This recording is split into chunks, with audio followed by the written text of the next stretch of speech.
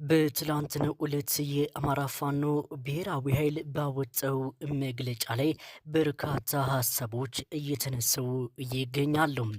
በተለይም ደግሞ የአማራ ፋኖ በጎጃም ይህንን መግለጫ አላውቀውን ማለቱን ተከትለው ፋኖች ወዴት እየሄዱ ነው? ዛሬም ድረስም ትግሉ ሊጎተት ይችላል የሚሉ በርካታ ሀሳቦችም ተነስተዋል። አርበኛ ዘመነ ካሴ እየመራው የሚገኘው የአማራ ፋኖ በጎጃም ትላንት የወጣውን መግለጫን አላውቀውም ማለቱን ተከትለው በርካታ ሀሳቦችም እየተሰነሱ ይገኛሉ። በተለይም ደግሞ በቅርብ ወራት ወዲህ ወደ አንድነት መጥተዋል የተባሉት የአራቱም ክፍለ ግዛት ፋኖችም በድጋሚ የመበተን አደጋ ተጋርጦባቸው ይሆን? በቆይታችንም ታደምጡታላቸው። ልዩ ኦፕሬሽን መራዊ ከተማ ላይ እንደተፈጸመ የደረሱ መረጃዎችም አመላክተዋል። አጀብ ያስባለ ልዩ ጥቃትም ነው የተፈጸመው። በርካታ አመራሮች የተሸኙበት አውደ ውጊያም ተደርጓል።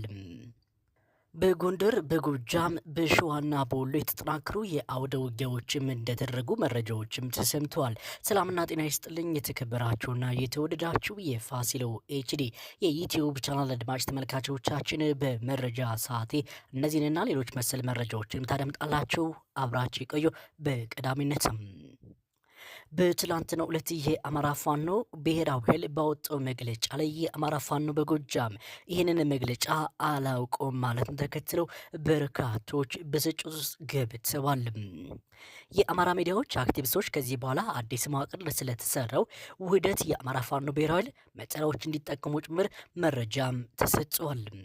በዚህም የአማራ ፋኖ አንድነት በጎንደር ወደ አማራ ፋኖ ብሔራዊ ኃይል ሰሜን አማራ ቀጠና፣ የአማራ ፋኖ በጎጃም ወደ አማራ ፋኖ ብሔራዊ ኃይል ምዕራብ አማራ ቀጠና፣ ከዚህም በተጨማሪ የአማራ ፋኖ በወሎ ቤተ አማራ ወደ አማራ ፋኖ ብሔራዊ ኃይል ምስራቅ አማራ ቀጠና፣ የአማራ ፋኖ በሸዋ ወደ አማራ ፋኖ ብሔራዊ ኃይል ደቡብ አማራ ቀጠና እንዲሰየም ስለመደረጉ ነው የተሰማው። በዚህም የአማራ ፋኖ ብሔራዊ ኃይል ሰሜን አማራ ቀጠና በላይ እዝ ዳግማዊ ቴዎድሮስ አምስተኛ ኮር አካል የሆነው የጎንደር በጋሻው ክፍለ ጦር አደገኛ ሰላይም ጭምር በቁጥጥር ስር እንደዋለ መረጃዎች ተሰምተዋል። ከአገዛዙ ብልጽግና አመራሮች የጎንደር በጋሻው ክፍለ ጦር ምክትል አዛዥ አርበኛ ወርቁ ዘግየን ለመግደል ተልዕኮ ተሰጡትም የነበረው አደገኛውና ሆዳደሩ አድሮ ንጉሴ በሬ የተባለው ግለሰብ በጎንደር በጋሻው ክፍለ ጦር እጅ ውስጥም እንዲገባ ስለመደረጉ የደረሱ መረጃዎችን ማመላክተዋል። ለመረጃ ምንጮቻችን ገለጻም ከሆነ አርበኛ ወርቁ ዘገየ ጎንደር በጋሻው ክፍለ ጦር የሚኮራበት ጠላትን ስሙን ሲሰማ በቅርቡ የሚፍረከረክም የብረት አጥር የአማራ ኩራት ያገዘዙ ባንዳዎች ከደባት እስከ በለሳ ከደንቢያ እስከ አርማጭሆ ምድር ላይ እንደ ግጥማም የዘረዩ ወንዶች ቁናም በክፍለ ጦር ጀግና እዋለክ ስሙ በፋኖ ትግል በወርቅም የተመዘገበ ነው። ጎንደር በጋሻው ክፍለ ጦር ጠላትን በምንም ምቹ ሁኔታ ቢሆንም የጠላትን ጦር ፍርክርኩን የሚያወጣም ጀግና ነው ሲሉ ይመሰክሩለታል።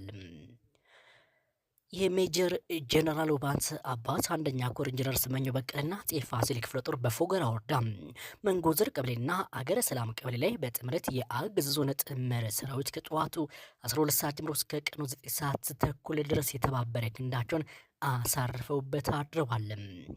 በዚሁ ጋራው ሰራዊት የተመታበት ቁስለኛ ሆኖ ሞት ከአባ ወልድ በማውጣት አልቻለም ሲሉ መረጃዎች ተሰምተዋል። የጠላት ጦር 360 ዲግሪም መውጫም ጠፍቶበት ነው ያለው።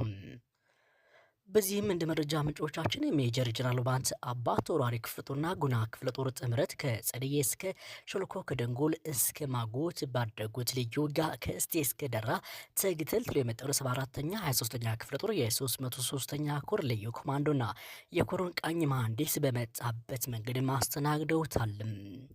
በሰና ከተማ ዙሪያ ውጊያ መደረጉ ተሰምቷል። ተሸናፊው በሚገባው ቋንቋም ተናግረውታል ነው የተባለው። ሰና ከተማ የተዘረፈውን ሁለተኛ ደረጃ ትምህርት ቤት ጄኔሬተር ኮምፒውተሮች የተዘረፉበት በ74ኛና 23ኛ ክፍለ ጦር አመራሮችና በኮሩ ልዩ ኮማንዶች አመራር ነው። የአገዛዙ አገልጋይ የነበረው ጥምር ጦር የፈራረሰ የአማራ ፋኖን መቀላቀሉም እየወጡ ያሉ መረጃዎችን ማመላክቷል። 39 የሚደርሱ የአድማ ብተና አባላትም ፋኖችን ስለመቀላቀላቸው የመረጃ ምንጮቻችን ያካፈሉን መረጃም ያሳያል። መራዊ ከተማ ላይ ታሪክ ተሰርቷል። በወታደራዊ አዛዥ ኮማንዶ ሙጅብ እየተመራ የኮሎኔል ታደሰ ሙሉ ብርጌድ መራዊ ከተማ ላይ በወዳደሩ በርካቶች ላይ እርምጃ ወስዷል። ድርጅቱ የአማራ ፋኖ በጎጃም አንደኛ ክፍለ ጦር ታደሰ ሙሉ ብርጌድ በሚያካላቸው በተቆጣጠራቸው ቀጠናዎች የጠላትን አስተላለፍ በስሱ በማጽናት የጠላትን ጦር ድባቅ መተውታል። ለመረጃ ምንጮቻችን ገለጻ ከሆነ በርካታ ሆድ አደር ባንዳዎች የተሸኙበትና ፋኖችም ከተማ ድረስ ዘለቀው በመግባት ባደረሱት ልዩ ጥቃትም ከቀኑ 8 ሰዓት ላይ ብርጌዶች ቆንጆዎቹ ሰርጎ ወደ ከተማ በማስገባት በጠጥና መልኩ በጀግነው አይነኬዎች ድባቅ ተመቷል። በተወሰደበት እርምጃ ትላንት ህዝባችን ላይ ከድርጅት የተሰለፉ በማስመሰል የመራዊና አካባቢን ህዝብ ጭንብል በመልበስ የሚዘርፉ ቆይቱም በብርጌዶች ክትትል ሲደረግበት የሐሰት ትርክት በመስራት ከጥላት ጋር የአርበኛ ዘመነ ካሴ ዋና ሎጂስቲክ ላይ በሚል በውሸት ዶክመንተሪ ፊልም በመስራት ጭምር ህዝቦችን ሲያወናብድ የነበረና በህዝብ ሚኒሻ በሚበላ አጽባይ ለብስ የተቋሙ ውስጥ ሆኖ ለጥላት ትልቅ ጉልበት የነበረው ወድል ባንዳም ተሸኝቷል።